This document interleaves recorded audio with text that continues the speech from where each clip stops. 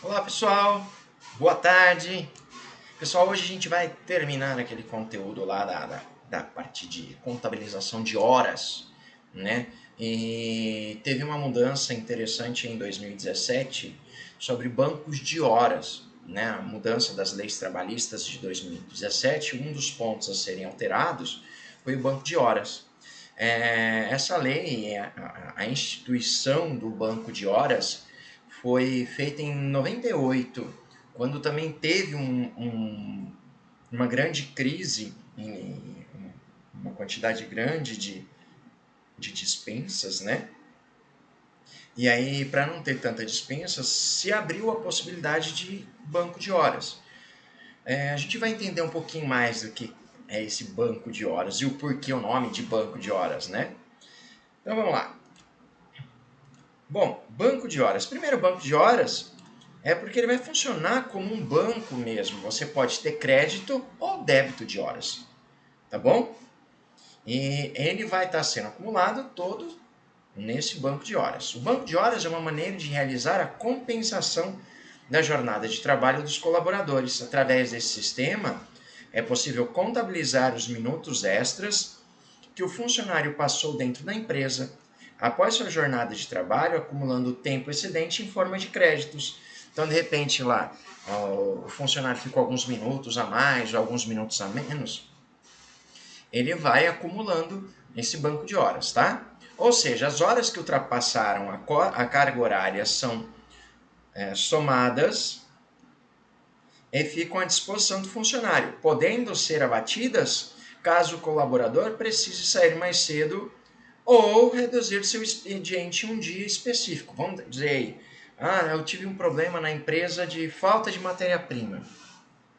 Então, de repente, você pode estar, isso aconteceu no finalzinho do dia, então você poderia estar dispensando a produção uma hora antes da, da, da, da finalização, se uma convenção ali entre os próprios colaboradores, tá?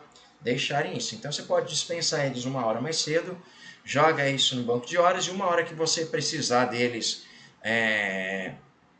que eles façam uma hora a mais, você pode estar utilizando. Vamos ficar hoje uma hora a mais aí para estar compensando que vocês saíram mais cedo ontem, tá certo? Pode ter sido um problema ou não da empresa, né? Mas se for de acordo comum, pode estar sendo feito isso. A mesma coisa para compensar, às vezes, um feriado. Tá? Isso também pode ser feito. Vamos dizer assim, existe um feriado na terça-feira e os funcionários gostariam, você pode estar dando a segunda-feira para eles. Só que para isso eles têm que compensar as horas. Então eles poderiam estar fazendo uma hora extra a mais por dia durante a semana, aí, vários dias, para compensar aquele dia. Tá? Então colocaria de segunda, vamos trabalhar de segunda a sexta-feira, uma hora e meia a mais, né? Que vai dar uma hora e meia a mais, vai dar 5, 6, 7 horas e meia. 7 horas e meia a mais. Essa meia hora poderia estar compensando um outro dia aí, onde eles ficarem 2 horas a mais e compensam o dia inteiro. Há uma possibilidade? Dá para fazer isso também. Se joga no banco de horas e se eles estiverem de acordo, beleza. Aí tem o consenso, tem que ter o consenso de todo mundo, tá bom? O banco, então, aqui, o banco de horas surgiu lá numa lei, na criação em 98, na época de grande crise, foi estabelecida como uma forma do governo flexibilizar alguns direitos trabalhistas previstos na CLT. Lembra que CLT é o Código das Leis Trabalhistas, tá bom? E reduzir o desemprego no país. Através do banco de horas, as empresas ganham direitos de conceder folgas aos funcionários em momentos de crise financeira, evitando assim a demissão em massa. Foi o que muita gente fez. Vamos mudar, gerar aí banco de horas agora nessa crise toda também. Foi possível estar fazendo isso. E acabar compensando em um feriado, né? Em um sábado. Então acabou gerando esse crédito, ou descontar, às vezes até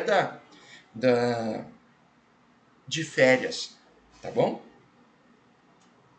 Funcionamento. O banco de horas funciona como um regime compensatório, que converte as horas trabalhadas a mais em períodos equivalentes de folga, quando solicitados pelo colaborador. Quando o funcionário ultrapassar a sua jornada de trabalho diária, o sistema passa a contabilizar os minutos extras no banco de horas do funcionário. O tempo é somado, ficando registrado como um saldo positivo dentro da empresa. Porém, o inverso também pode ocorrer.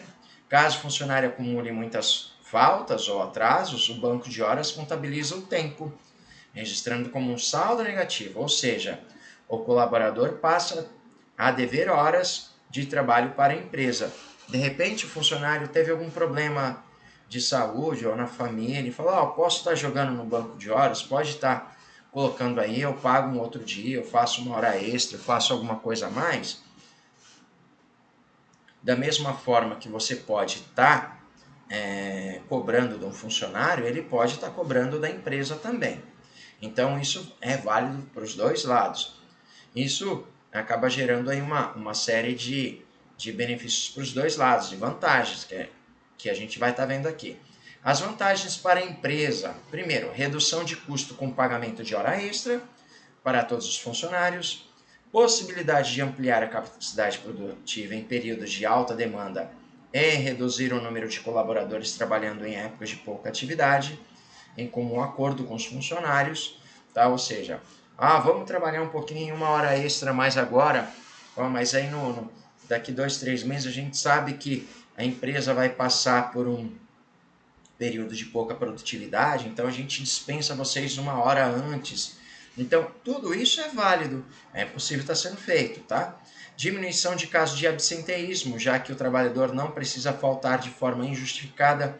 O absenteísmo são as faltas, tá? Então, acaba diminuindo. Ele está faltando muito, eu posso jogar no banco de horas. Esse banco de horas, uma hora ele vai ter que ser compensado, ou na hora da dispensa do funcionário, isso é abatido dele também, tá bom? Para os colaboradores, as vantagens: oportunidade para resolver assuntos pessoais sem perder um dia de trabalho e, consequentemente, não perder o descanso semanal remunerado, né? Que é o domingo, lembrando aí que o descanso semanal remunerado ele é pago. Quando o funcionário perde um dia da semana, ele perde o domingo, tá bom? Ele perde esse domingo que, então, se ele falta um dia, é como se ele estivesse faltando 2 dias, beleza? Então, há o caso aí desse banco de horas de não perder o descanso semanal não remunerado. Tem empresas também que, se você faltar um dia, você acaba perdendo uma cesta básica.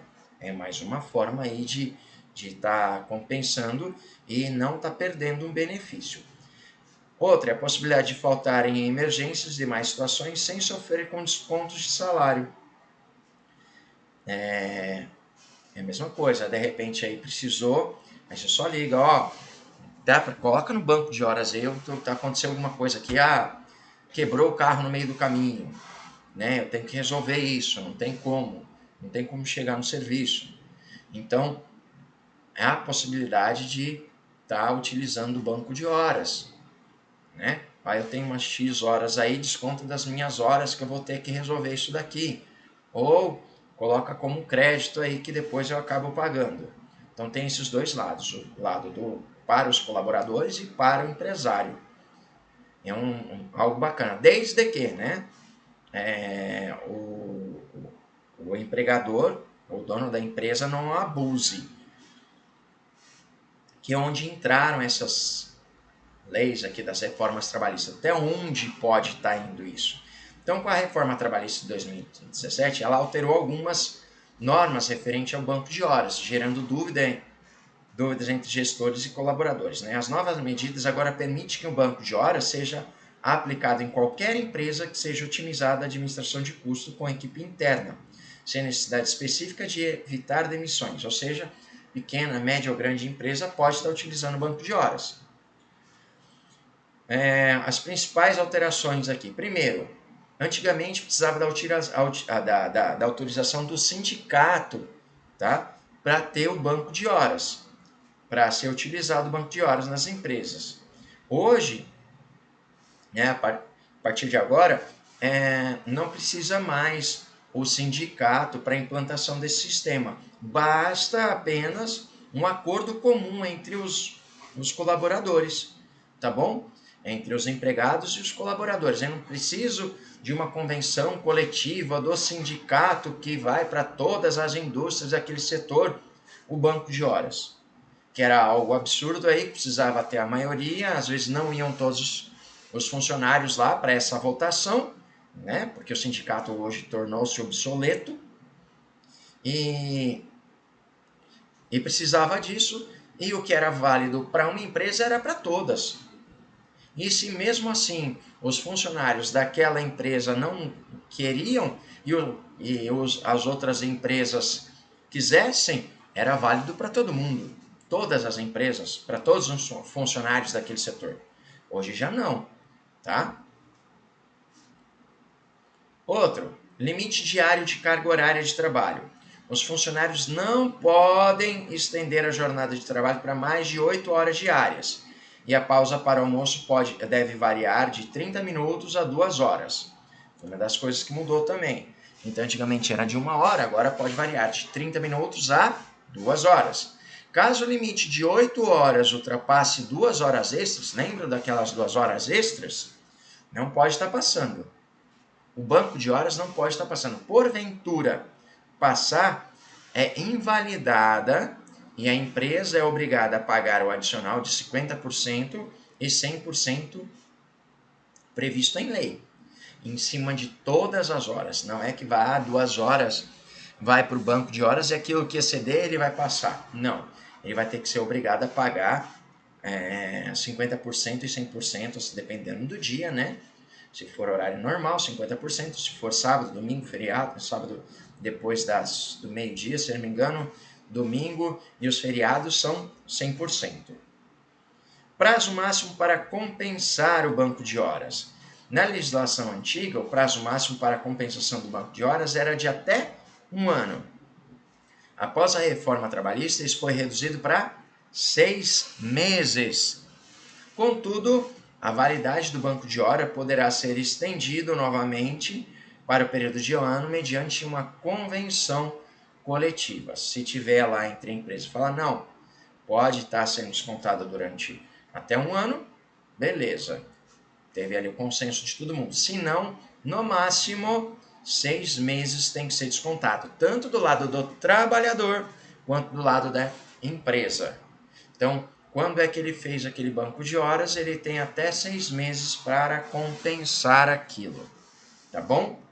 O controle do banco de horas deve ser feito de maneira organizada e eficiente, afinal, qualquer erro na contabilização do tempo pode gerar multa trabalhista e implicar no pagamento de horas extras, tá bom? Então, existe uma lei mais aprofundada nisso daí. Se não for controlada, você vai ter que estar pagando de todo jeito o funcionário ali. Então, ele pode estar falando uma coisa ou não, então é bom estar registrando, estar assinando, estar controlando, ter o livro-ponto, né, o que foi para banco de horas, o que não foi para banco de horas. Tudo isso tem que estar muito bem feito e organizado. E a ciência, né, quanto tanto do lado do empregado quanto do lado do empregador, eles têm que estar cientes daquilo que está acontecendo. Beleza? Pessoal, por hoje é só. Não esqueçam aí de estar fazendo as atividades anteriores também, quem teve algum probleminha, né? Quem está fazendo, pode estar fazendo. Só me dá um toque depois aí, qualquer coisa, que aí eu tiro as faltas também. Não esquecendo que não adianta vocês fazerem atividade somente de uma matéria, tem que fazer de todas, para ter presença em todas as matérias. Tendo presença em todas as matérias, vocês têm um certificado, não é somente de 1 ou 2 matérias, tem que estar presente em todas. E a forma de contabilizar a presença é através da entrega das atividades. Tá bom? Hoje eu vou estar passando aí para vocês fazerem um resuminho dos principais pontos do que a gente falou aqui. Pode ser no caderno, tirar uma foto e postar. Pode ser no próprio Word e colocar aí. Tá bom? Essa vai ser a atividade de vocês para essa semana. Até a próxima aula. Qualquer coisa eu estou à disposição de vocês. Tchau, tchau, pessoal.